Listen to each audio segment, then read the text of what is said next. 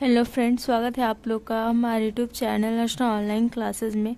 आज के इस वीडियो में यहाँ पर हम बिहार बोर्ड मैट्रिक एग्ज़ाम 2025 के लिए जो स्टूडेंट अभी क्लास 10th में है और अगले वर्ष में मैट्रिक परीक्षा में शामिल होने वाले हैं, तो उनके लिए यहाँ पर हम आपके जो है मैथ के जो 2015 का जो सेकंड सिटिंग में जो प्रश्न यहाँ पर आपसे पूछे गए थे उन सभी को सॉल्व करने वाले। इससे पहले वीडियो में हमने जब फर्स्ट सिटिंग के यहाँ पर प्रश्नों को सॉल्व किया है और 2011 से लेकर के सारा जो प्रश्न आपको करवाया जा रहा है, तो ज़रूर इस वीडियो को जो है ज़रूर देखिए। इसमें हम कुल 10 ऑब्जेक्टिव क्वेश्चन यहाँ पर हम आप लोगों के साथ जो है सॉल्व करेंगे यहाँ पर। तो वीडियो को अंत तक आपको ज़रूर देखना है और 10 के 10 यहाँ पर ऑब्जेक्टिव क्वेश्चन को लगाने हैं। अगर आप ये पूरा कर पाते हैं तो आपकी तैयारी जो है बहुत बेहतर है, क्योंकि हर वर्ष आपके जो इस परीक्षा है इसमें क्वेश्चन जो है रिपीट होते रहते हैं। प्रीवियस ईयर से बहुत सारे क्वेश्चन इसमें आते हैं। तो चलिए स्टार्ट करते हैं हम लोग आज का ये वीडियो। तो देख सकते हैं सबसे पहला प्रश्न यहाँ पर कि यदि द्विघात समीकरण cx² - bx + a = 0 के विवेचक शून्य है तो समान मूल बीटा का मान क्या होगा। तो सबसे पहले हमारा क्या है, एक समीकरण दिया हुआ है और इसका जो विवेचक शून्य है, यानी कि जो d का मान है, जो d विविक्तर भी से कहा जाता है, d ये जो इक्वल टू फॉर्मूला होता है b² - 4ac, ये इसका मान जो यहाँ पर 0 दिया हुआ है। तो हमारा इस मूल जो है बीटा का मान पूछा जा रहा है कि क्या हो जाएगा।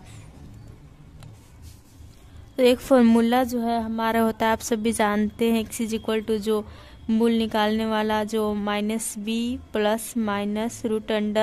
√d होता है, जो कि हमारा मान 0 दिया बटा में 2a होता है। तो यहाँ पर हमारा क्या है, a इक्वल टू जो है c है और ये जो इसमें समान हो जाता है a इक्वल टू c है यहाँ पर, और b इक्वल टू यहाँ पर माइनस में b हो जाएगा और c इक्वल टू हो जाएगा a हो जाएगा यहाँ पर जो अचर पद दिया रहता है। तो यहाँ पर इस तरह हमारा बीटा का एक मान पूछा जा रहा है। तो बीटा का मान क्या हो जाएगा, यहाँ पर 2a के जगह c है तो b/2c इसका जो आंसर हो जाएगा। फर्स्ट का ऑप्शन नंबर ए सही हो जाएगा। अब नेक्स्ट आपका एक यहाँ पर a⁴ है p² x² - q² = 0 के मूल क्या हो जाएंगे, यानी कि इसके मूल क्या हो जाएगा।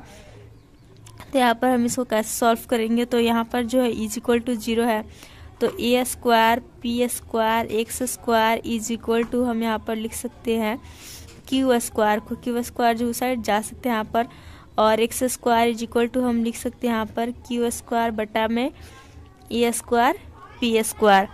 इसके बाद यहाँ पर क्या होगा, ये जो हमारा स्क्वायर है उधर जाएगा, ठीक है। तो ये स्क्वायर उधर जाएगा तो क्या होगा, +- लेकर जाएगा और बटा में हो जाएगा यहाँ पर q² जो दिया हुआ। तो इसको हम ऐसे लिख सकते हैं, देख सकते हैं पूरा का होल स्क्वायर कर सकते हैं क्योंकि सभी के ऊपर होल स्क्वायर है। तो स्क्वायर और रूट जो है कैंसिल हो जाता है, आप ध्यान रखिएगा। तो यहाँ पर हमारा बच जाएगा x इक्वल टू + -q/AP।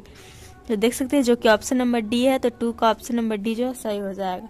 तो इस तरह से इन सभी क्वेश्चन को आपको जो एग्जाम में देख घबराना नहीं है, बस इजीली इसको सॉल्व कर देना है। अब अगला क्वेश्चन आपका, यदि अर्धवृत्त का व्यास 14 सेंटीमीटर है तो अर्धवृत्त की जो परिधि है वह क्या हो जाएगी।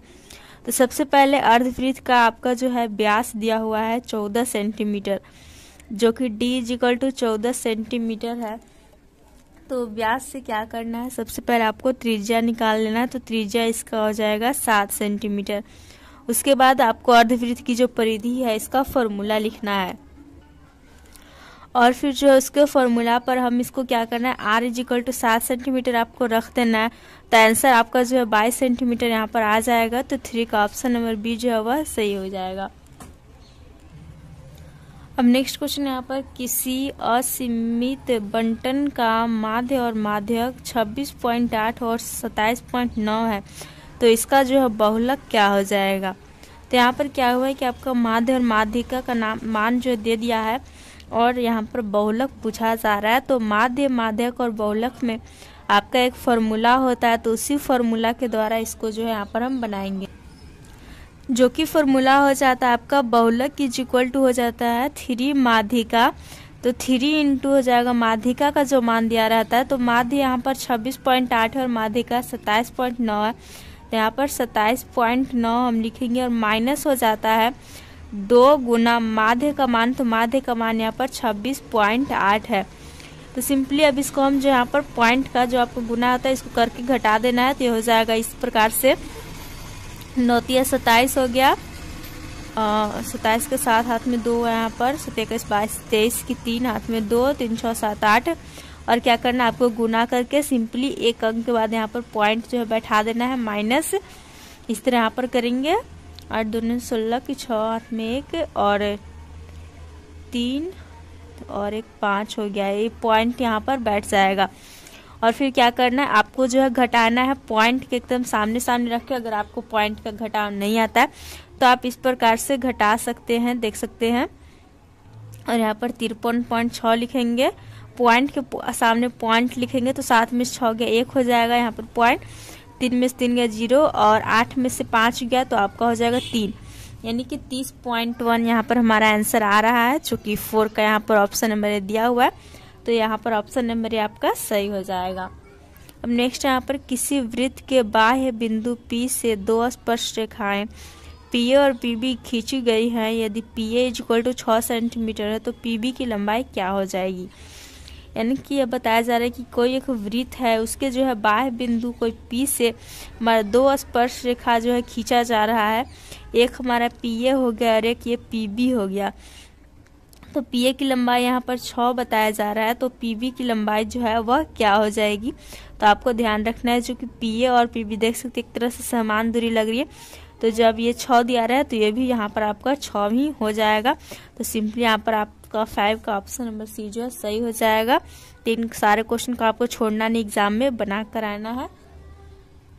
और नेक्स्ट है आपका बिंदु P जिसका मान है -2,8 और Q -6,-4, इसको मिलाने वाली रेखाखंड का मध्य बिंदु क्या हो जाएगा।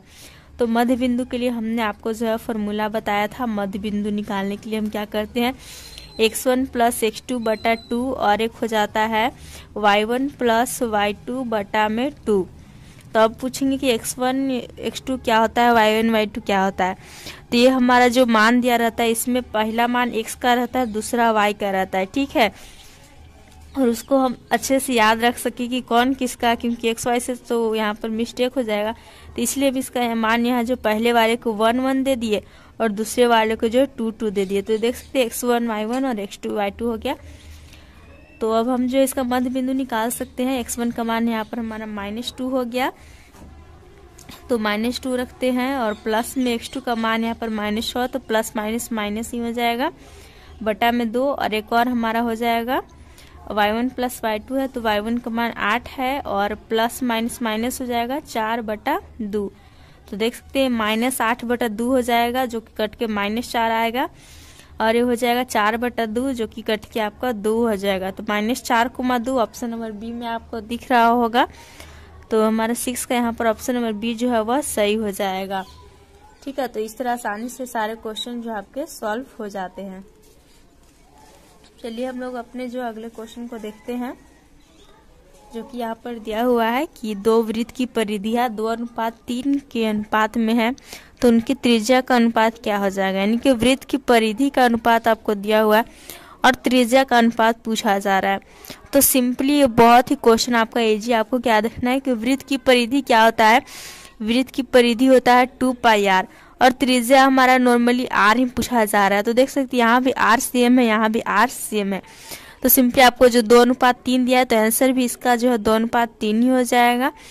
तो 7 का ऑप्शन नंबर बी जो है वह सही हो जाएगा। इस प्रकार से एक ट्रिक है आपको पहचानने के लिए हम बता रहे हैं कि आप जो एग्जाम में सही आंसर को पकड़ पाएंगे, क्योंकि अनुपात वाले क्वेश्चन बच्चे बहुत ज़्यादा छोड़ देते हैं, तो छोड़ना नहीं है, हर एकदम 50 में 50 सही बनाना ही है, ओके। नेक्स्ट आपका किसी असंभव घटना की प्रायिकता क्या होती है। तो किसी असंभव घटना की प्रायिकता पूछी जा रही है, यानी कि ऐसी घटना जो संभव नहीं है। तो आपको याद रखना है कि संभव घटना की प्रायिकता जो होती है, संभव घटना की प्रायिकता 1 हो जाती है और असंभव घटना की जो प्रायिकता है वो असंभव घटना की प्रायिकता जो है 0 हो जाता है। तो 8 का यहाँ पर हमारा ऑप्शन नंबर ए सही हो जाएगा। और एक और बात आपको ध्यान रखना है कि जब क्वेश्चन पूछे कि किसी भी घटना की प्रायिकता जो क्या नहीं हो सकता है, तब आपका क्वेश्चन जो -1 हुआ कि ऋणात्मक में कभी किसी घटना की प्रायिकता नहीं हो सकता है। ठीक है, अब अगला क्वेश्चन है यहाँ पर पूछा जा रहा है कि निम्नलिखित में से √2 जो है किसके बराबर है। तो हम पहले भी कई बार बोले आपको जो साइन कोसाइन इन सब का मान जरूर याद रखना है, क्योंकि अभी तो ये 2015 का हम करवा रहे हैं, आगे चलिएगा आप तो आपके जो है दुगना आप क्वेश्चन पूछा जा रहा है। तो साइन कोसाइन ट्रिग्नोमेट्री से ज्यादा क्वेश्चन आपके आते हैं, तो जरूर याद रहना है आपका जो अनिवार्य है। तो √2 का मान हमें देखना है कि किसका होता है, जो कि दिया हुआ है tan 60 डिग्री का तो होता नहीं है, cos 45 का तो 1/√2 होता है, sin 30 का 1/2 होता है, tan 60 का √3 होता है, तो 1/sin 45 है। इसको देखिए sin 45 डिग्री का मान क्या होता है 1/√2 होता है, लेकिन हम 1/1/√2 करेंगे तो √2 ऊपर चल जाता है और मल्टीप्लाई हुआ तो 1 ही रहेगा, तो हमारा आंसर आ जाएगा √2। यहाँ पर डी ऑप्शन जो है वह सही हो जाएगा 9 का। अब नेक्स्ट और लास्ट क्वेश्चन है हमारे यहाँ पर 9 sec square theta minus 9 tan square theta का मान क्या होगा। तो बहुत ही इजी क्वेश्चन है, 9 को आपको सिंपली कॉमन कर लेना है और यहाँ पर लिख देना है sec square theta minus tan square theta.